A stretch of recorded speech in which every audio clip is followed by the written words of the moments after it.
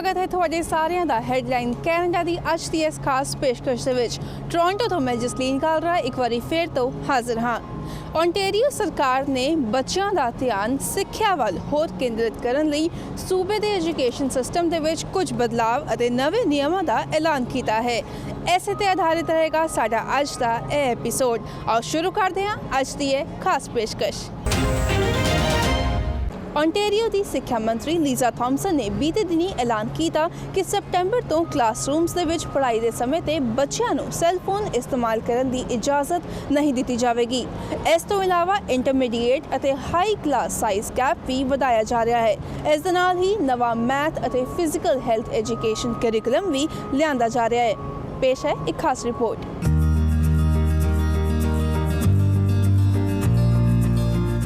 ओनटेरियो ਦੇ education system ਦੇ ਵਿੱਚ ਜਲਦ ਹੀ ਨਵੇਂ ਬਦਲਾਅ ਲਿਆਂਦੇ ਜਾ ਰਹੇ ਹਨ।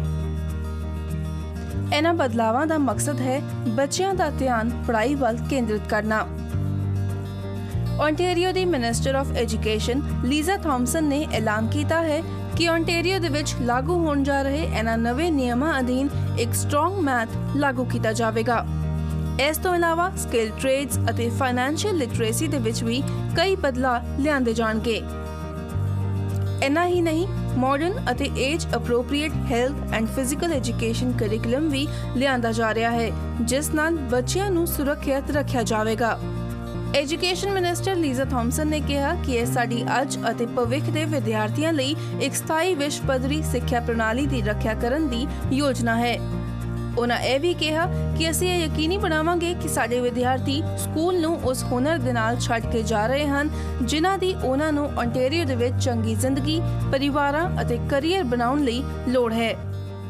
ਜ਼ਿਕਰਯੋਗ ਹੈ ਕਿ ਇਸ ਫੈਸਲੇ ਲਈ ਸਰਕਾਰ ਨੇ 72,000 ਤੋਂ ਵੱਧ ਮਾਪਿਆਂ, ਅਧਿਆਪਕਾਂ, ਬੱਚਿਆਂ, ਇੰਪਲੋਇਰਸ ਅਤੇ ਸੰਸਥਾਵਾਂ ਦੇ ਨਾਲ ਕੰਸਲਟੇਸ਼ਨਸ ਕੀਤੀਆਂ ਸਨ ਅਤੇ ਇਹ ਕੰਸਲਟੇਸ਼ਨਸ ਓਨਟਾਰੀਓ ਦੇ ਇਤਿਹਾਸ ਦੇ ਵਿੱਚ ਹੁਣ ਤੱਕ ਸਭ ਤੋਂ ਵੱਡੀ ਕੰਸਲਟੇਸ਼ਨ ਸਾਬਿਤ ਹੋਈ ਹੈ। I'm very proud to announce that Ontario's new health and physical education curriculum will have a core focus on protecting students physically, socially, and emotionally. We're going to help students respect themselves, respect one another, respect their relationships, and respect the dangers of constant internet and social media use. As you heard earlier this week, I will also be implementing a provincial ban on cell phones in our classrooms for the next school year. ਡਕਫੋਰਡ ਸਰਕਾਰ ਨੇ Ontario ਦੇ ਸਕੂਲਾਂ ਦੇ ਵਿੱਚ cell phones ਲਿਆਉਣ ਉੱਤੇ ਪਾਬੰਦੀ ਲਾ ਦਿੱਤੀ ਹੈ ਅਤੇ ਨਵੇਂ ਨਿਯਮ ਸਤੰਬਰ ਤੋਂ ਲਾਗੂ ਹੋਣਗੇ।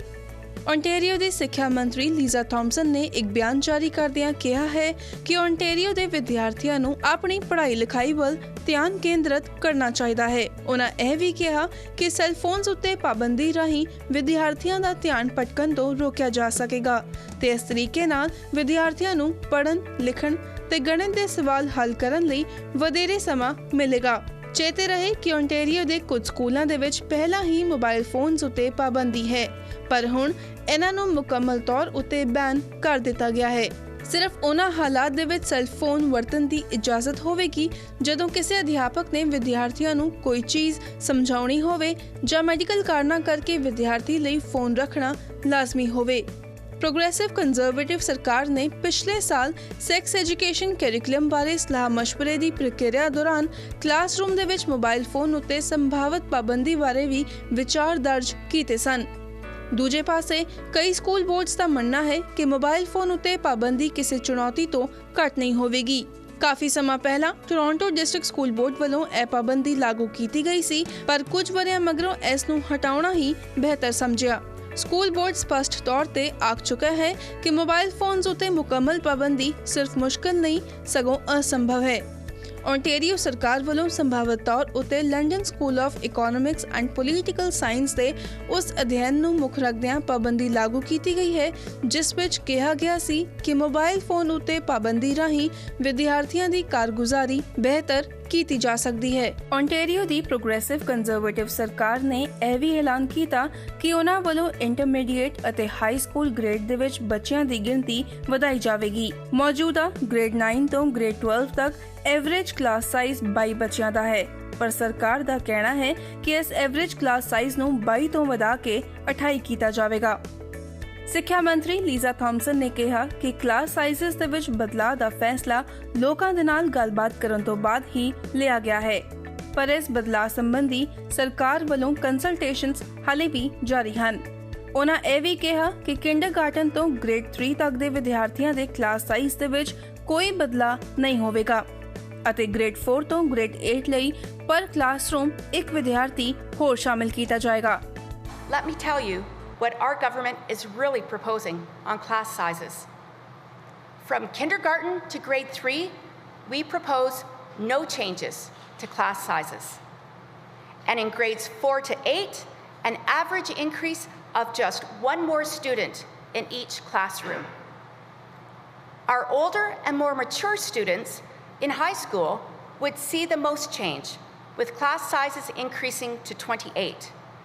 This proposal is evidence-based, and it's also important to note Ontario at this time has an extremely low teacher-to-pupil ratio in the high school system. Class size ਸੰਬੰਧੀ ਸਰਕਾਰ ਦੇ ਫੈਸਲੇ ਨੂੰ ਲੈ ਕੇ ਓਨਟਾਰੀਓ ਦੀ ਵਿਰੋਧੀ ਪਾਰਟੀਆਂ ਨੇ ਇਤਰਾਜ਼ ਪ੍ਰਗਟ ਕੀਤਾ ਹੈ।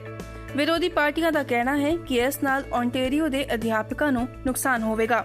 ਜ਼ਿਕਰਯੋਗ ਹੈ ਕਿ ਓਨਟਾਰੀਓ ਦੇ ਸਭ ਤੋਂ ਵੱਡੇ school board Toronto District School Board ਦਾ ਕਹਿਣਾ ਹੈ ਕਿ ਇਹਨਾਂ ਚੇਂਜਸ ਦੇ ਨਾਲ ਗ੍ਰੇਡ 4 ਤੋਂ ਗ੍ਰੇਡ 8 ਤੱਕ ਦੇ 216 ਅਧਿਆਪਕਾਂ ਅਤੇ ਹਾਈ ਸਕੂਲ ਦੇ ਲਗਭਗ 800 ਅਧਿਆਪਕਾਂ ਦੀ ਨੌਕਰੀ ਉੱਤੇ ਅਸਰ ਪਵੇਗਾ। ਓਨਟਾਰੀਓ ਸਰਕਾਰ ਵੱਲੋਂ ਸੂਬੇ ਭਰ ਦੇ ਵਿੱਚ ਕਲਾਸਰੂਮਸ ਨੂੰ ਹੋਰ ਮਾਡਰਨਾਈਜ਼ ਕਰਨ ਲਈ ਨਵੀਂ ਯੋਜਨਾ ਦਾ ਐਲਾਨ ਕੀਤਾ ਗਿਆ ਹੈ। ਸਰਕਾਰ ਦਾ ਕਹਿਣਾ ਹੈ ਕਿ ਡਿਜੀਟਲ ਸਕਿੱਲਸ ਹਰ ਕਿਸੇ ਲਈ ਜ਼ਰੂਰੀ ਹਨ ਅਤੇ ਕਿਉਂਕਿ ਵਿਦਿਆਰਥੀ ਆਪਣੀ ਐਜੂਕੇਸ਼ਨ ਜਰਨੀ ਦੇ ਵਿੱਚ ਹੋਰ ਐਡਵਾਂਸ ਹੋ ਰਹੇ ਹਨ ਅਤੇ ਆਉਣ ਵਾਲੇ ਸਮੇਂ ਦੇ ਵਿੱਚ ਅਜਿਹੀ ਟੈਕਨੋਲੋਜੀ ਦੀ ਜ਼ਰੂਰਤ ਵੀ ਹੋਵੇਗੀ, ਇਸ ਲਈ ਹਰ ਕਿਸੇ ਨੂੰ ਟੈਕਨੋਲੋਜੀ ਨੂੰ ਸੁਰੱਖਿਅਤ ਅਤੇ ਇਫੈਕਟਿਵ ਤਰੀਕੇ ਦੇ ਨਾਲ ਇਸਤੇਮਾਲ ਕਰਨਾ ਆਉਣਾ ਚਾਹੀਦਾ ਹੈ। ਇਸ ਕਰਕੇ ਓਨਟਾਰੀਓ ਦੇ ਸਾਰੇ ਸਕੂਲਾਂ ਦੇ ਵਿੱਚ ਬੱਚਿਆਂ ਅਤੇ ਅਧਿਆਪਕਾਂ ਨੂੰ ਰਿਲਾਇਬਲ, ਫਾਸਟ, ਸਿਕਿਉਰ ਅਤੇ ਅਫੋਰਡੇਬਲ ਇੰਟਰਨੈਟ ਸਰਵਿਸਿਜ਼ ਦਿੱਤੀਆਂ ਜਾਣਗੀਆਂ। This fall, we will start to phase in a new digital curriculum platform available anytime, anywhere, and on any device. This platform will provide teachers, students, and parents full curriculum access and up-to-the-minute changes. For technology to be good, it also has to be good for all. Right now, there's so much inequity across the regions and school boards in our province. Last December, the Auditor General confirmed that some school boards have stacks of unopened whiteboards in their closets. And we know other school boards just don't have enough computers. And we've also heard from teachers and parents that there is not enough tech support to properly install and support newer technologies. We will address this inequity, and we will ensure every school has access to reliable, fast, and affordable internet with our government's new broadband strategy. ਸਰਕਾਰ ਦਾ ਇਹ project 2021-2022 ਦੇ ਵਿੱਚ ਪੂਰਾ ਹੋਵੇਗਾ। ਇਨਾ ਹੀ ਨਹੀਂ, ਸਰਕਾਰ ਵੱਲੋਂ ਈ-ਲਰਨਿੰਗ ਕੋਰਸਿਸ ਵੀ ਲਿਆਂਦੇ ਜਾਣਗੇ। 2020-2021 ਦੀ ਸ਼ੁਰੂਆਤ ਵਿੱਚ ਸਰਕਾਰ ਵੱਲੋਂ ਸਾਰੇ ਈ-ਲਰਨਿੰਗ ਕੋਰਸਿਸ ਦੀ ਡਿਲੀਵਰੀ ਨੂੰ ਸੈਂਟਰਲਾਈਜ਼ ਕੀਤਾ ਜਾਵੇਗਾ ਤਾਂ ਜੋ ਵਿਦਿਆਰਥੀਆਂ ਨੂੰ ਪ੍ਰੋਗਰਾਮਿੰਗ ਅਤੇ ਐਜੂਕੇਸ਼ਨਲ ਓਪਰਚੁਨਿਟੀਜ਼ ਲਈ ਹੋਰ ਵੱਡਾ ਐਕਸੈਸ ਮਿਲ ਸਕੇ। ਇਸ ਰਾਹੀਂ ਵਿਦਿਆਰਥੀ ਓਨਟਾਰੀਓ ਸੈਕੰਡਰੀ ਸਕੂਲ ਡਿਪਲੋਮਾ ਲੈਣ ਦੀ ਰਿਕੁਆਇਰਮੈਂਟਸ ਮੁਤਾਬਕ 30 ਕ੍ਰੈਡਿਟਸ ਵਿੱਚੋਂ ਘੱਟੋ-ਘੱਟ 4 ਈ-ਲਰਨਿੰਗ ਕ੍ਰੈਡਿਟਸ ਲੈ ਸਕਣਗੇ। ਇਨਾ ਹੀ ਨਹੀਂ, ਓਨਟਾਰੀਓ ਦੇ ਸੈਕਸ ਐਜੂਕੇਸ਼ਨ ਕੈਰੀਕੁਲਮ ਦੇ ਵਿੱਚ ਵੀ ਸਰਕਾਰ ਵੱਲੋਂ ਕਈ ਬਦਲਾਅ ਕੀਤੇ ਜਾ ਰਹੇ ਹਨ। ਇਸ ਕੈਰੀਕੁਲਮ ਸੰਬੰਧੀ ਜਿਹੜੇ ਮਾਪੇ ਆਪਣੇ ਬੱਚੇ ਨੂੰ ਸੈਕਸ਼ੂਅਲ ਹੈਲਥ ਐਜੂਕੇਸ਼ਨ ਤੋਂ ਐਗਜ਼ੈਂਪਟ ਕਰਨਾ ਚਾਹੁੰਦੇ ਹਨ, ਉਹਨਾਂ ਕੋਲ ਕਲੀਅਰ ਪ੍ਰੋਵੀਜ਼ਨ ਹੋਵੇਗੀ ਅਤੇ ਇਸ ਸੰਬੰਧੀ ਪੇਰੈਂਟਸ ਲਈ ਆਨਲਾਈਨ ਮੋਡਿਊਲਸ ਵੀ ਮੌਜੂਦ ਹੋਣਗੇ ਤਾਂ ਜੋ ਉਹ ਸੈਕਸ਼ੂਅਲ ਹੈਲਥ ਟੌਪਿਕਸ ਆਪਣੇ ਘਰ ਆਪਣੇ ਬੱਚਿਆਂ ਦੇ ਨਾਲ ਉਦੋਂ ਡਿਸਕਸ ਕਰ ਸਕਦੇ ਹਨ ਜਦੋਂ ਉਹਨਾਂ ਨੂੰ ਲੱਗੇ ਕਿ ਉਹਨਾਂ ਦਾ ਬੱਚਾ ਹੁਣ ਤਿਆਰ ਹੈ। ਹੈਡਲਾਈਨ ਕੈਨੇਡਾ ਵਿੱਚ ਫਿਲਹਾਲ ਸਮਾਂ ਹੋ ਗਿਆ ਹੈ ਇੱਕ ਛੋਟੀ ਜਿਹੀ ਬ੍ਰੇਕ ਦਾ। ਬ੍ਰੇਕ ਤੋਂ ਬਾਅਦ ਵੀ ਸਾਡੀ ਇਹ ਖਾਸ ਪੇਸ਼ਕਸ਼ ਜਾਰੀ ਰਹੇਗੀ। ਜਲਦ ਹਾਜ਼ਰ ਹੁੰਦੇ ਹਾਂ।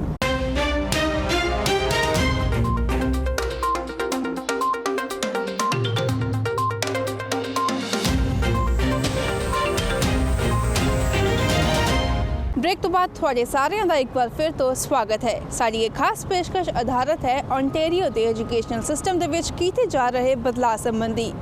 ਟੋਰਾਂਟੋ ਡਿਸਟ੍ਰਿਕਟ ਸਕੂਲ ਬੋਰਡ ਵੱਲੋਂ 2007 ਦੇ ਵਿੱਚ ਸਕੂਲਾਂ ਦੇ ਵਿੱਚ ਸੈੱਲਫੋਨ ਬੈਨਸ ਇੰਟਰੋਡਿਊਸ ਕੀਤਾ ਗਿਆ ਸੀ, ਪਰ 2011 ਦੇ ਵਿੱਚ ਇਸ ਬੈਨ ਨੂੰ ਵਾਪਸ ਲੈ ਲਿਆ ਗਿਆ। ਸਕੂਲਾਂ ਦੇ ਵਿੱਚ ਐਜੂਕੇਸ਼ਨਲ ਟਾਈਮ ਤੇ ਬੱਚਿਆਂ ਦੇ ਕੋਲ ਸੈੱਲਫੋਨਸ ਹੋਣੇ ਚਾਹੀਦੇ ਹਨ ਜਾਂ ਫਿਰ ਨਹੀਂ, ਇਸ ਸੰਬੰਧੀ ਟੋਰਾਂਟੋ ਡਿਸਟ੍ਰਿਕਟ ਸਕੂਲ ਬੋਰਡ ਦੇ ਸਪੋਕਸਪਰਸਨ ਰਾਇਨ ਬਰਡ ਨੇ ਸਾਡੇ ਨਾਲ ਖਾਸ ਗੱਲਬਾਤ ਕੀਤੀ। Joining with us TDSB spokesperson Ryan Bird. Hi, warm welcome to PTC Punjabi. So I would like to start with Ontario government banning cell phones in all the schools in Ontario. What do you think? The government says that it will help a student focus on their learning, but what do you think, what kind of impact it will have? So what they've said is that it will be allowed for educational purposes. So while they are saying that there is a ban, they are saying they will be allowed, and an exception will be made for educational purposes. And that's essentially what we do at the TDSB. We encourage the use of technology in the classroom, but it's the appropriate use of technology in the classroom. So there may be a class where it makes sense to have a cell phone that could be helpful for a certain lesson, where another class where it's not helpful at all. So what we say is that we encourage the use of technology, but only where appropriate. Otherwise, we want students to put the cell phones away because they do become a distraction. Ryan, we did speak to some of the teachers in Ontario and then some of the educational experts as well. But even they have expressed concerns, and they say that this ban will be ineffective and nearly impossible to enforce. It will be difficult to enforce completely, just given the number of students that have cell phones now. There are a lot more cell phones in schools than there were 2, 3, 5, 10 years ago. So it will be difficult, and it has been difficult. But what we're trying to do is not only tell students to put them away when they're not needed, but also educate them on how to use them appropriately, use them safely, how to use technology in their everyday lives. So we're trying to use it as a teachable moment, but admittedly it may be difficult to enforce an outright ban, but our job is to educate kids and try to encourage them to use it smartly in a classroom as opposed to just making it a distraction. Absolutely, and I think even TDSB introduced this in 2007, but it was lifted in 2011. Yes, and I think when the ban was put in place back in 2007, cell phones were not the cell phones of today. They were mainly for talking and texting, and there wasn't a lot more to it. But now cell phones are so powerful; they are mini computers, and they can be very helpful in certain lessons in the classroom. Ontario ਦੇ education system ਦੇ ਵਿੱਚ ਕੀਤੇ ਜਾ ਰਹੇ ਇਹਨਾਂ ਬਦਲਾਵਾਂ ਸੰਬੰਧੀ Ontario ਦੇ ਟੀਚਰਸ, ਮਾਪੇ ਅਤੇ ਬੱਚਿਆਂ ਦਾ ਕੀ ਕਹਿਣਾ ਹੈ, ਆਓ ਸੁਣਦੇ ਹਾਂ। ਇਹ ਜਿਹੜਾ ਸਰਕਾਰ ਨੇ ਡਿਸੀਜਨ ਲਿਆ ਜਿਹੜਾ ਸੈੱਲ ਫੋਨ ਬੈਨ ਕਰਨ ਦਾ ਕਲਾਸਾਂ ਦੇ ਵਿੱਚ, ਕਿਉਂਕਿ ਪਹਿਲਾਂ ਥੋੜ੍ਹੇ ਸਾਲ ਪਹਿਲਾਂ ਲਾਗੂ ਹੋਇਆ ਸੀ ਕਿ BYOD ਕਿ ਕਲਾਸਾਂ ਦੇ ਵਿੱਚ ਬ੍ਰਿੰਗ ਯੂਰ ਓਨ ਡਿਵਾਈਸ, ਉਹ ਆਪਣੇ ਡਿਵਾਈਸ ਲਿਆ ਸਕਦੇ ਆ, ਯੂਜ਼ ਕਰ ਸਕਦੇ ਆ। ਅਤੇ ਉਹਦੇ ਨਾਲ ਜਦੋਂ ਉਹ ਲਾਗੂ ਹੋਇਆ ਸੀ ਉਹਦੇ ਨਾਲ ਟੀਚਰਾਂ ਨੇ ਵੀ ਔਨਲਾਈਨ ਰਿਸੋਰਸਿਸ ਯੂਜ਼ ਕਰਨੇ ਸ਼ੁਰੂ ਕਰਤੇ, ਜਿਵੇਂ ਕੋਈ ਹੈਗੇ ਆ ਔਨਲਾਈਨ ਜਿਵੇਂ ਗੂਗਲ ਕਲਾਸਰੂਮ ਆ ਜਾਂ ਹੋਰ ਕੋਈ ਹੈਗੇ ਆ ਪਲੇਟਫਾਰਮ ਹੈਗੇ ਆ, ਤਾਂ ਉਹ ਆਪਣਾ ਜਿਵੇਂ ਮਟੀਰੀਅਲ ਹੈਗਾ ਹੁਣ ਕਾਗਜ਼ ਦੀ ਵਰਤੋਂ ਘੱਟ ਕਰਦੇ ਆ, ਫੋਟੋ ਕਾਪੀ ਘੱਟ ਕਰਨੀ ਸ਼ੁਰੂ ਕਰਤੀ ਟੀਚਰਾਂ ਨੇ ਸਕੂਲਾਂ ਦੇ ਵਿੱਚ, ਅਤੇ ਉਹ ਆਪਣਾ ਜਿਹੜਾ ਮਟੀਰੀਅਲ ਉਹ ਔਨਲਾਈਨ ਪਾਉਣ ਲੱਗ ਗਏ। ਅਤੇ ਬੱਚੇ ਵੀ ਘਰੋਂ ਜਿਵੇਂ ਕੋਈ ਐਬਸੈਂਟ ਹੈਗਾ ਤਾਂ ਉਹ ਆਪਣਾ ਘਰੋਂ ਚੈੱਕ ਕਰ ਸਕਦਾ ਵੀ ਜਿਹੜਾ ਮਟੀਰੀਅਲ ਉਹ ਔਨਲਾਈਨ ਪਾਇਆ ਹੋਇਆ, ਅਤੇ ਕਲਾਸ ਦੇ ਵਿੱਚ ਵੀ ਉਹ ਸੌਖਾ ਹੋ ਗਿਆ ਬੱਚਿਆਂ ਨੂੰ ਯੂਜ਼ ਕਰਨਾ। ਹੁਣ ਉਹਦੇ ਨਾਲ ਕੁਛ ਕੁ ਬੱਚੇ ਇਹਦੇ ਵਿੱਚ ਇਹ ਆ ਕਿ ਜਿਹੜਾ ਕਲਾਸ ਦੇ ਵਿੱਚ ਯੂਜ਼ ਕਰਦੇ ਆ ਸੈੱਲ ਫੋਨ, ਮੈਂ ਕਹੂੰਗਾ ਕਿ 30 ਤੋਂ 40% ਬੱਚੇ ਉਹ ਸਹੀ ਡਾਇਰੈਕਸ਼ਨ ਲਈ ਯੂਜ਼ ਕਰਦੇ ਆ, ਉਹ ਪੜ੍ਹਦੇ ਆ ਉਹਦੇ ਤੋਂ, ਉਹਨਾਂ ਨੂੰ ਸਿੱਖਿਆ ਮਿਲਦੀ ਆ, ਬੜੀਆਂ ਵਧੀਆ ਚੀਜ਼ਾਂ ਉਹ ਕਰਦੇ ਆ ਉਹਦੇ ਸੈੱਲ ਫੋਨ ਯੂਜ਼ ਕਰਕੇ, ਪਰ 60% ਬੱਚੇ ਆ ਜਿਹੜੇ ਉਹ ਗਲਤ ਵਰਤੋਂ ਵੀ ਕਰਦੇ ਆ। ਤਾਂ ਜਿਹੜਾ ਇਹ ਬੈਨ ਕਰਨਾ ਇਹਦੇ ਨਾਲ ਉਹ ਬੱਚਿਆਂ ਨੂੰ ਵੀ ਅਤੇ ਉਹਨਾਂ ਨੂੰ ਵੀ ਇਫੈਕਟ ਕਰੂਗਾ ਜਿਹੜੇ ਬੱਚਿਆਂ ਇਹ ਵਧੀਆ ਵਰਤੋਂ ਕਰਦੇ ਸੀ, ਜਿਨ੍ਹਾਂ ਨੂੰ ਇਹ ਲਾਹੇਵੰਦ ਸੀਗਾ। ਤਾਂ ਦੂਸਰੇ ਨੰਬਰ 'ਤੇ ਜਿਹੜਾ ਆਪਾਂ ਕਲਾਸ ਦੇ ਵਿੱਚ ਬੈਨ ਕਰਨਾ ਹੈਗਾ, ਇਹ ਲਾਗੂ ਕਰਨਾ ਥੋੜ੍ਹਾ ਜਿਹਾ ਮੁਸ਼ਕਿਲ ਹੋਊਗਾ, ਕਿਉਂਕਿ ਬੱਚੇ ਸੈੱਲ ਫੋਨ ਤਾਂ ਲੈ ਕੇ ਆਉਂਦੇ ਆ, ਪੇਰੈਂਟਸ ਨਾਲ ਕੰਟੈਕਟ ਕਰਨਾ ਜਾਂ ਕਿਤੇ ਕੋਈ ਹੋਰ ਘਰੇ ਗੱਲ ਕਰਨੀ ਹੈਗੀ ਆ, ਤਾਂ ਫਿਰ ਜਾਂ ਤਾਂ ਇਹ ਹੈਗਾ ਕਿ ਉਹ ਆਪਣੇ ਲੋਕਰਸ ਦੇ ਵਿੱਚ ਰੱਖਣਗੇ ਜਾਂ ਉਹਨਾਂ ਨੂੰ ਪ੍ਰੋਬਲਮਸ ਆਊਗੀ। ਕਲਾਸ ਦੇ ਵਿੱਚ ਉਹ ਲੈ ਕੇ ਆਉਣਗੇ, ਪਰ ਇਹ ਬੈਨ ਕਰਨਾ ਬੱਚਿਆਂ ਦੇ ਟੀਚਰਾਂ ਦੇ ਵਿੱਚ, ਜਿਵੇਂ ਹੁਣ ਵੀ ਹੈਗਾ ਕਿ ਆਪਣੇ ਯੂਜ਼ ਨਾ ਕਰੋ, ਪਰ ਕੁਛ ਬੱਚੇ ਯੂਜ਼ ਕਰਦੇ ਆ, ਤਾਂ ਜਦੋਂ ਫੋਰਸ ਨਾਲ ਲਾਗੂ ਕਰਵਾਵਾਂਗੇ ਕਿ ਨਹੀਂ ਯੂਜ਼ ਕਰਨੇ ਹੈਗੇ, ਉਹਦੇ ਨਾਲ ਥੋੜ੍ਹਾ ਜਿਹਾ ਪ੍ਰੋਬਲਮ ਕ੍ਰੀਏਟ ਹੋਊਗੀ ਬੱਚਿਆਂ ਦੇ ਵਿੱਚ ਵੀ, ਟੀਚਰਾਂ ਦੇ ਵਿੱਚ ਵੀ ਇਹਦਾ ਪ੍ਰੋਬਲਮ ਆਊਗੀ। ਅਤੇ ਦੂਸਰਾ ਪੱਖ ਹੈਗਾ ਕਿ ਕਿਉਂਕਿ ਜਿਵੇਂ ਮੈਂ ਦੱਸਿਆ ਕਿ ਆਲਮੋਸਟ 60% ਬੱਚੇ ਜਿਹੜੇ ਗਲਤ ਵਰਤੋਂ ਕਰਦੇ ਇਹਦੀ, ਅਤੇ ਜਦੋਂ ਇਹ ਬੈਨ ਕੀਤਾ ਜਾਊਗਾ ਤਾਂ ਉਹਦੇ ਨਾਲ ਉਹ ਥੋੜ੍ਹਾ ਆਪਣਾ ਪੜ੍ਹਾਈ ਵੱਲ ਫੋਕਸ ਕਰ ਸਕਣਗੇ।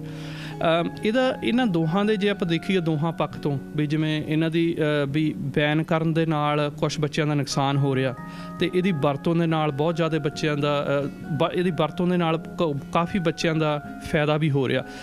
ਤਾਂ ਜੇ ਕੋਈ ਇਹਦਾ ਵਿਚਕਾਰਲਾ ਤਰੀਕਾ ਲੱਭਿਆ ਜਾਵੇ, ਜਿਵੇਂ ਫੋਰ ਐਗਜ਼ਾਮਪਲ ਵੀ ਆਪਾਂ ਉਹ ਸੈੱਲਫੋਨ ਯੂਜ਼ ਕਰ ਸਕਦੇ ਆ, ਪਰ ਜਿਹੜਾ ਬੋਰਡ ਹੈਗਾ ਉਹ ਜਿੱਦਾਂ ਫੇਸਬੁੱਕ ਆ, ਵਟਸਐਪ ਆ, ਸਨੈਪਚੈਟ ਆ, ਇਹ ਬਲੌਕ ਕਰ ਦੇਵੇ ਇਸ ਹਿਸਾਬ ਨਾਲ, ਤਾਂ ਉਹਦੇ ਨਾਲ ਕੀ ਆ ਵੀ ਜਿਹੜੀ ਗਲਤ ਵਰਤੋਂ ਕਰਦੇ ਆ ਉਹ ਰੁਕ ਜੂਗੀ, ਅਤੇ ਪਰ ਜਿਹੜੇ ਉਹ ਸਹੀ ਵਰਤੋਂ ਕਰਦੇ ਆ ਜਾਂ ਗੂਗਲ ਕਲਾਸਰੂਮ ਆ ਜਾਂ ਜਿਹੜੀਆਂ ਹੋਰ ਸਾਈਟਾਂ 'ਤੇ ਜਾਂਦੇ, ਜਿਹੜੀਆਂ ਗੁੱਡ ਹੈਗੀਆਂ ਉਹਨਾਂ ਲਈ ਜਿਹੜੀ ਯੂਜ਼ ਕਰ ਸਕਦੇ ਕਲਾਸ 'ਚ, ਤਾਂ ਉਹ ਉਹਦੇ ਨਾਲ ਬੱਚਿਆਂ ਦਾ ਫਾਇਦਾ ਹੋਊਗਾ। ਤਾਂ ਮੇਰੇ ਹਿਸਾਬ ਨਾਲ ਕੁਛ ਇਹੋ ਜਿਹਾ ਇਹਨਾਂ ਨੂੰ ਲੱਭਣਾ ਚਾਹੀਦਾ ਮਿਡਲ ਵੇ। ਬਲੌਕ ਕਰਨ ਨਾਲੋਂ ਬੈਟਰ ਹੈਗਾ ਕਿ ਯੂਜ਼ ਕਰ ਸਕਦੇ ਆ, ਪਰ ਕੁਛ ਚੀਜ਼ਾਂ ਬਲੌਕ ਕਰ ਦੇਣ ਜਿਹੜੀਆਂ ਐਵਰੀ ਡੇ ਉਹ ਜ਼ਿਆਦਾ ਯੂਜ਼ ਕਰਦੇ ਆ, ਤਾਂ ਕਿ ਇਹਦਾ ਟੈਕਨੋਲੋਜੀ ਦਾ ਫਾਇਦਾ ਹੋ ਸਕੇ, ਕਿਉਂਕਿ ਫਿਊਚਰ ਦੇ ਵਿੱਚ ਇਹ ਟੈਕਨੋਲੋਜੀ ਦਾ ਯੁੱਗ ਆ ਰਿਹਾ ਹੈਗਾ, ਅਤੇ ਟੈਕਨੋਲੋਜੀ ਬੱਚਿਆਂ ਨੂੰ ਜ਼ਰੂਰ ਆਉਣੀ ਚਾਹੀਦੀ ਹੈ ਕਿੱਦਾਂ ਯੂਜ਼ ਕਰਨੀ ਆ ਹਰ ਇੱਕ ਚੀਜ਼। ਸੋ ਇਸ ਲਈ ਕੋਈ ਮਿਡਲ ਵਾਲਾ ਰਸਤਾ ਲੱਭਣਾ ਚਾਹੀਦਾ ਮੇਰੇ ਅਕੋਰਡਿੰਗ ਤਾਂ। ਹੁਣ ਦੇਖੋ, ਇਹ ਜਿਹੜਾ ਸੈੱਲਫੋਨ ਦੀ ਗੱਲ ਹੈ, ਮੈਂ ਸਕੂਲਾਂ ਦੇ ਵਿੱਚ ਜਾਂਦਾ, ਕਈਆਂ ਸਾਲਾਂ ਤੋਂ ਜਾਂਦਾ। ਸਕੂਲ ਦੇ ਵਿੱਚ ਪਹਿਲਾਂ ਤਾਂ ਹਰ ਇੱਕ ਬੋਰਡ ਨੇ ਕੋਸ਼ਿਸ਼ ਕਰੀ, ਆਪਣੇ ਵੱਲੋਂ ਪੂਰਾ ਜ਼ੋਰ ਲਾਇਆ ਕਿ ਇਹ ਬੱਚੇ ਨਾ ਲੈ ਕੇ ਆਉਣ, ਜੇ ਲੈ ਕੇ ਆਵੇ ਕਲਾਸ ਦੇ ਵਿੱਚ ਬਾਹਰ ਨਾ ਕੱਢਣ, ਜੇ ਬਾਹਰ ਕੱਢ ਲਿਆ ਤਾਂ ਜਾਣੀ ਉਹਨੂੰ ਰੋਕਣਾ।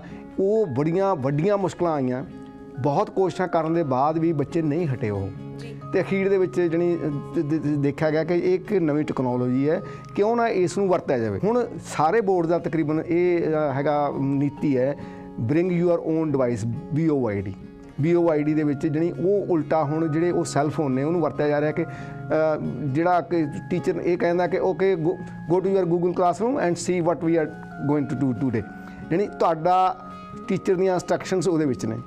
ਉਹ ਬੱਚੇ ਦੇਖਦੇ ਨੇ ਕਿ ਹਾਂ ਇਸ ਸਪੀਡ ਦੇ ਵਿੱਚ ਮੈਂ ਆਹ ਕੰਮ ਕਰਨਾ, ਉਹਦੀ ਜਿਹੜੀਆਂ ਆਪਾਂ ਕਹਿੰਦੇ ਸਲਾਈਡਸ, ਐਵਰੀਥਿੰਗ, ਸਾਰਾ ਕੁਛ ਉਹਦੇ ਵਿੱਚ ਹੈ, ਉਹਨੂੰ ਉਹ ਵਰਤ ਰਹੇ ਨੇ। ਫਿਰ ਉਹ ਇੱਕ ਕੈਲਕੂਲੇਟਰ ਦੇ ਤੌਰ 'ਤੇ ਵੀ ਕੰਮ ਆ ਰਿਹਾ। ਉਹਨੇ ਜੇ ਕੋਈ ਇਨਫੋਰਮੇਸ਼ਨ ਕੋਈ ਲੱਭਣੀ ਹੈਗੀ, ਕੋਈ ਲਿਖ ਰਹੇ ਨੇ, ਕੋਈ ਐਸੇ ਲਿਖ ਰਹੇ ਨੇ ਜਾਂ ਕੋਈ ਹੋਰ ਤਰ੍ਹਾਂ ਦੀ ਐਕਟੀਵਿਟੀ ਕਰ ਰਹੇ ਨੇ, ਉਹਦੇ 'ਚ ਕੋਈ ਜਾਣਕਾਰੀ ਲੈਣੀ ਹੈ, ਉਹ ਗੂਗਲ ਦੇ ਉੱਤੇ ਜਾ ਕੇ ਫਿਰ ਉਹਦੇ 'ਚ ਲੈ ਰਹੇ। ਸੋ ਅੱਜ ਕੰਸਰਵੇਟਿਵ ਸਰਕਾਰ ਵੱਲੋਂ ਇਹ ਕਹਿਣਾ ਕਿ ਸੈੱਲਫੋਨ ਨਾ ਲੈ ਕੇ ਆਓ, ਉਹ ਤਾਂ ਪਿੱਛੇ ਜਾਣ ਵਾਲੀ ਗੱਲ ਹੈ। ਜੇ ਕਿਸੇ ਨੂੰ ਕੋਈ ਕਹੇ ਕਿ ਗੱਡੇ 'ਤੇ ਚੜ੍ਹ ਕੇ ਆਓ ਜੀ, ਤੁਸੀਂ ਕਾਰ 'ਤੇ ਨਹੀਂ ਚੜ੍ਹਨਾ, ਤੁਸੀਂ ਬੱਸ 'ਤੇ ਨਹੀਂ ਚੜ੍ਹਨਾ, ਹੁਣ ਇਹ ਕਿੱਦਾਂ ਸੰਭਵ ਹੈ? ਇਹ ਵੱਖਰੀ ਗੱਲ ਹੈ ਕਿ ਸਰਕਾਰ ਨੂੰ ਇਹ ਲੱਗਦਾ ਕਿ ਆਮ ਜਿਹੜੇ ਮਾਪੇ ਨੇ, ਪੇਰੈਂਟਸ ਨੇ, ਉਹਨਾਂ ਨੂੰ ਇਹ ਲੱਗੂਗਾ ਕਿ ਹਾਂ ਦੇਖੋ ਇਹ ਸਰਕਾਰ ਹੈਗੀ ਜਿਹੜੀ ਅਸਲ ਕਦਰਾਂ ਕੀਮਤਾਂ ਦੀ ਗੱਲ ਕਰਦੀ ਹੈ, ਜਿਹੜੀ ਇਹ ਸਰਕਾਰ ਹੈਗੀ ਜਿਹੜੀ ਅਸਲ ਬੱਚਿਆਂ ਨੂੰ ਉਹ ਗੱਲ ਜਿਹੜੀ ਡਿਸਪਲਿਨ ਦੇ ਵਿੱਚ ਰੱਖਣਾ ਚਾਹੁੰਦੀ ਹੈਗੀ। ਠੀਕ ਹੈ, ਉਹਨਾਂ ਨੇ ਬਿਆਨ ਕਰ ਦਿੱਤਾ, ਅਤੇ ਨਾਲ ਉਹਨਾਂ ਨੇ ਬੋਰਡਸ ਨੂੰ ਥੋੜ੍ਹਾ ਨਿਕਲਣ ਦਾ ਰਾਹ ਵੀ ਦਿੱਤਾ ਹੋਇਆ ਕਿ ਜੀ ਹਰ ਇੱਕ ਜਿਹੜਾ ਅਧਿਆਪਕ ਹੈ ਉਹ ਆਪਣੇ ਪੱਧਰ ਦੇ ਉੱਤੇ ਇਹ ਫੈਸਲਾ ਕਰ ਸਕਦਾ ਕਿ ਉਹਨੂੰ ਜ਼ਰੂਰੀ ਹੈ ਜਾਂ ਨਹੀਂ ਹੈ। ਅਤੇ ਉਹ ਵੱਖਰੀ ਗੱਲ ਹੈ ਕਿ ਜਦੋਂ ਜਿਹੜੀ ਮਾਪਿਆਂ ਦੀ ਜੇ ਆਪਾਂ ਗੱਲ ਕਰੀਏ, ਮਾਪਿਆਂ ਨੂੰ ਐਂ ਲੱਗਦਾ ਕਿ ਇਹਨਾਂ ਦਾ ਮਤਲਬ ਕੀ ਹੈਗਾ ਉੱਥੇ ਸੈੱਲਫੋਨ ਆਪਣੇ ਕੋਲ ਰੱਖਣ ਦਾ, ਬੱਚੇ ਸਗੋਂ ਉੱਥੇ ਜਾ ਕੇ ਆਪਣਾ ਟਾਈਮ ਬਰਬਾਦ ਕਰ ਦੇਣਗੇ। ਅਤੇ ਜਿਹੜੇ ਮੈਂ ਦੇਖਿਆ ਗਿਆ ਕੁਛ ਜਿਹੜੇ ਸਕੂਲ ਨੇਗੇ, ਜਿਹੜੇ ਪ੍ਰਾਈਵੇਟ ਸਕੂਲ ਆਪਾਂ ਸ਼ਬਦ ਵਰਤ ਸਕਦੇ ਹਾਂ ਕਿ ਉਹ ਇਸ ਤਰ੍ਹਾਂ ਦੀਆਂ ਜਿਹੜੀਆਂ ਗੱਲਾਂ ਨੇ ਉਹ ਲਾਗੂ ਕਰਦੇ ਆ, ਤਾਂ ਕਿ ਪੇਰੈਂਟਸ ਨੂੰ ਜਾਣੀ ਉਹਨਾਂ ਨੂੰ ਇਹ ਹੋਵੇ ਕਿ ਹਾਂ ਸਾਡਾ ਜਿਹੜਾ ਬੱਚਾ ਹੈਗਾ ਉਹ ਇਹੋ ਜਿਹੇ ਸਕੂਲ ਜਾ ਰਿਹਾ ਜਿੱਥੇ ਬਹੁਤ ਡਿਸਿਪਲਿਨ ਹੈ। ਇਹ ਫੈਸਲੇ ਨੂੰ ਲਾਗੂ ਕਰਨਾ ਵੀ ਜਿਹੜੇ ਵਿਦਿਆਰਥੀਆਂ ਅਤੇ ਅਧਿਆਪਕਾਂ ਦੇ ਵਿੱਚ ਥੋੜ੍ਹਾ ਤਣਾਅ ਪੈਦਾ ਕਰੇਗਾ। ਜਿਹੜਾ ਤਣਾਅ ਜਿਹੜੀ ਆਪਾਂ ਕਹਿੰਦੇ ਸਕੂਲ ਦੇ ਵਿੱਚ ਤਣਾਅ, ਕਿਸੇ ਕਲਾਸ ਦੇ ਵਿੱਚ ਤਣਾਅ ਕਿਸੇ ਥਾਂ ਦੇ ਉੱਤੇ ਜਿੱਥੇ ਸਿੱਖਣਾ ਕੁਛ, ਉੱਥੇ ਇਹ ਚੰਗਾ ਨਹੀਂ ਹੁੰਦਾ, ਉਹਦੇ ਨਾਲ ਕੋਈ ਵਧੀਆ ਅਸਰ ਨਹੀਂ ਹੋਣਾ, ਮਾੜਾ ਅਸਰ ਹੀ ਹੋਣਾ। ਇਸ ਕਰਕੇ ਮੇਰਾ ਖਿਆਲ ਹੈ ਕਿ ਸਰਕਾਰ ਨੇ ਐਲਾਨ ਕਰ ਦਿੱਤਾ, ਬੋਰਡ ਆਪਣੇ ਪੱਧਰ ਦੇ ਉੱਤੇ ਥੋੜ੍ਹੀ ਜਿਹੀ ਹੋਰ ਬੋਲੀ ਵਰਤ ਲੈਣਗੇ, ਅਖੀਰ 'ਚ ਆਉਂਦਾ ਉੱਥੇ ਹੀ ਆ ਜਾਣਾ ਕਿ ਜਿਵੇਂ ਚੱਲਦਾ ਹੈਗਾ, ਇਹਨਾਂ ਨੂੰ ਚੰਗੇ ਕੰਮ ਵਾਸਤੇ ਵਰਤਿਆ ਜਾਣਾ ਤਾਂ ਵਰਤੋ। ਜੇ ਅਧਿਆਪਕ ਨੂੰ ਲੱਗਦਾ ਕਿ ਡਿਸਟਰਬ ਕਰ ਰਿਹਾ, ਉਹ ਤਾਂ ਅੱਜ ਵੀ ਹੈਗਾ ਕਿ ਜੇ ਅਧਿਆਪਕ ਨੂੰ ਲੱਗ ਰਿਹਾ ਹੈਗਾ ਕਿ ਬਾਕੀ ਮੈਂ ਪੜ੍ਹਾ ਰਿਹਾ, ਸਾਰੇ ਇੱਧਰ ਸੁਣ ਰਹੇ ਨੇ, ਉਹ ਜਿਹੜਾ ਬੱਚਾ ਹੈਗਾ ਉਹ ਸੈੱਲਫੋਨ ਵਰਤ ਰਿਹਾ ਹੈਗਾ, ਉਹ ਚੱਕ ਕੇ ਰੱਖ ਲੈਂਦੇ ਨੇ ਆਪਣੇ ਕੋਲ, ਠੀਕ ਹੈ ਮੈਨੂੰ ਫੜਾ, ਬਾਅਦ ਦੇ ਵਿੱਚ ਲੈ ਜੀ। ਸੋ ਇਹ ਕੰਮ ਅਧਿਆਪਕਾਂ 'ਤੇ ਹੀ ਛੱਡ ਦੇਣਾ ਚਾਹੀਦਾ ਸੀ, ਇਸ ਤਰ੍ਹਾਂ ਦੇ ਕਾਨੂੰਨ ਦੀ ਕੋਈ ਲੋੜ ਨਹੀਂ ਸੀ ਮੇਰੇ ਮੁਤਾਬਕ। ਕੋਈ ਵੀ ਚੀਜ਼ ਹੈ ਉਹਦੇ ਬੈਨੀਫਿਟਸ ਵੀ ਨੇ ਅਤੇ ਉਹਦੇ ਕੋਈ ਨਾ ਕੋਈ ਨੁਕਸਾਨ ਵੀ, ਜੇ ਉਹਦੀ ਦੁਰਵਰਤੋਂ ਕੀਤੀ ਜਾਵੇ ਤਾਂ ਹੁੰਦੇ ਨੇ। ਜਿੱਦਾਂ ਫੋਰ ਐਗਜ਼ਾਮਪਲ ਆਪਾਂ ਲਈਏ ਫਾਇਰ ਉਹ ਅੱਗ ਦੇ ਨਾਲ ਅਸੀਂ ਰੋਟੀ ਪਕਾ ਵੀ ਸਕਦੇ ਹਾਂ ਅਤੇ ਅੱਗ ਸਾਨੂੰ ਬਹੁਤ ਜ਼ਿਆਦਾ ਹਾਨੀ ਵੀ ਪਹੁੰਚਾ ਸਕਦੀ ਹੈ। ਸੋ ਕਿਸੇ ਵੀ ਚੀਜ਼ ਨੂੰ ਕੰਪਲੀਟਲੀ ਬੈਨ ਕਰ ਦੇਣਾ ਉਹ ਤਾਂ ਜਾਇਜ਼ ਨਹੀਂ ਹੋਏਗਾ ਮੇਰੇ ਖਿਆਲ। ਫੋਨ ਤੋਂ ਅੱਜ ਕੱਲ੍ਹ ਕਿਉਂਕਿ ਉਹਦੇ 'ਚ ਇੰਨੇ ਸਾਰੇ ਹੋਮਵਰਕ ਲਈ ਹੋਰ ਰਿਸਰਚ ਲਈ ਇੰਨੀਆਂ ਸਾਰੀਆਂ ਸਾਈਟਾਂ ਉਹ ਅਵੇਲੇਬਲ ਨੇ। ਸੋ ਆਈ ਥਿੰਕ ਉਹਦੀ ਜਿਹੜੀ ਕੌਸ਼ੀਅਸ ਯੂਜ਼ ਹੈ ਉਹ ਜ਼ਿਆਦਾ ਮਤਲਬ ਉਹਦੇ ਬਾਰੇ ਜ਼ਿਆਦਾ ਸੋਚਣਾ ਚਾਹੀਦਾ। ਉਹਦੇ ਰੂਲਸ ਐਂਡ ਰੈਗੂਲੇਸ਼ਨਸ ਜ਼ਿਆਦਾ ਇੰਪਲਾਈ ਹੋਣੇ ਚਾਹੀਦੇ ਨੇ।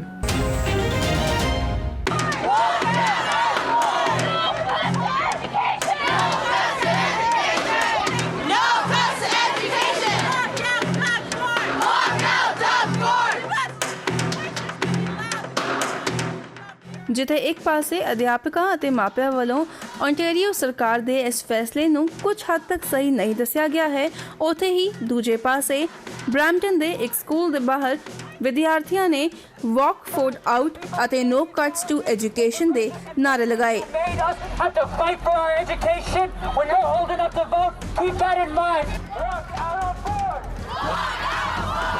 For a lot of people, cell phones are a device that is cheap, affordable, and easily pocketable. You can carry it around, and you can take it to school. You can go home with it, and it's not as expensive as perhaps a laptop might be. And definitely, for some people, they might not have a computer at home. So a cell phone is great in terms of portability. Banning cell phones might make it much more difficult for people to participate in their 21st century learning, as is so vehemently advocated for by our board. So we believe that that's one of the reasons why it shouldn't be banned. By removing cell phones, it is a way that the PC Party is again generalizing students. We acknowledge that some students might be misusing cell phones, but that is a minority group. Like the majority of students are using cell phones to engage into classroom group chats or engage in classroom discussions that are happening online, or to work with the teacher. So the PC Party, based on policy changes that we will be discussing further on, they have been consistently generalizing teenagers and students in general and making policy changes that do not benefit us. Other kids, when teachers are teaching, they can't always figure out what they're saying because they might be mumbling or they can't see on the board. We have stuff like Google Classroom, which teachers do post PowerPoints for most part. The students can follow along on their phones if they are too shy to ask questions, as they're maybe introverts and extroverts. Ontario ਸਰਕਾਰ ਵੱਲੋਂ education system ਦੇ ਵਿੱਚ ਬਦਲਾਅ ਕਰਨ ਸੰਬੰਧੀ 72,000 ਤੋਂ ਵੱਧ EMPLOYERS organisations, parents, teachers ਅਤੇ ਬੱਚਿਆਂ ਦੇ ਨਾਲ ਕੰਸਲਟੇਸ਼ਨਸ ਕੀਤੀਆਂ ਗਈਆਂ ਸਨ। ਇਹ ਕੰਸਲਟੇਸ਼ਨਸ ਓਨਟਾਰੀਓ ਦੇ ਇਤਿਹਾਸ ਦੇ ਵਿੱਚ ਹੁਣ ਤੱਕ ਦੀ ਸਭ ਤੋਂ ਲੰਬੀ ਕੰਸਲਟੇਸ਼ਨ ਸਾਬਿਤ ਹੋਈ ਹੈ। ਖੈਰ, ਓਨਟਾਰੀਓ ਦੇ ਅਧਿਆਪਕ ਅਤੇ ਬੱਚੇ ਇਸ ਨਵੇਂ ਨਿਯਮ ਨੂੰ ਆਸਾਨੀ ਦੇ ਨਾਲ ਅਪਣਾ ਸਕਣਗੇ ਜਾਂ ਫਿਰ ਉਹਨਾਂ ਲਈ ਇੱਕ ਚੁਣੌਤੀ ਹੋਵੇਗੀ, ਇਹ ਤਾਂ ਖੈਰ ਆਉਣ ਵਾਲਾ ਸਮਾਂ ਦੱਸੇਗਾ। ਸੋ ਇਹ ਸੀ ਹੈਡਲਾਈਨ ਕੈਨੇਡਾ ਵਿੱਚ ਸਾਡੀ ਅੱਜ ਦੀ ਇਹ ਖਾਸ ਪੇਸ਼ਕਸ਼। ਉਮੀਦ ਕਰਦੇ ਹਾਂ ਤੁਹਾਨੂੰ ਸਾਡੀ ਇਹ ਛੋਟੀ ਜਿਹੀ ਕੋਸ਼ਿਸ਼ ਪਸੰਦ ਆਈ ਹੋਵੇਗੀ। ਜੇ ਤੁਸੀਂ ਆਪਣਾ ਕੋਈ ਵਿਚਾਰ ਸਾਡੇ ਨਾਲ ਸਾਂਝਾ ਕਰਨਾ ਚਾਹੁੰਦੇ ਹੋ ਤੇ ਲਿਖ ਕੇ ਭੇਜੋ feedback@pdcnetwork.com ਤੇ। ਅਗਲੇ ਹਫਤੇ ਅਸੀਂ ਮੁੜ ਤੋਂ ਹਾਜ਼ਰ ਹੋਵਾਂਗੇ ਨਵੇਂ ਮਹਿਮਾਨ ਅਤੇ ਨਵੇਂ ਮੁੱਦੇ ਦੇ ਨਾਲ। ਉਦੋਂ ਤੱਕ ਦਿਓ ਇਜਾਜ਼ਤ। ਧੰਨਵਾਦ।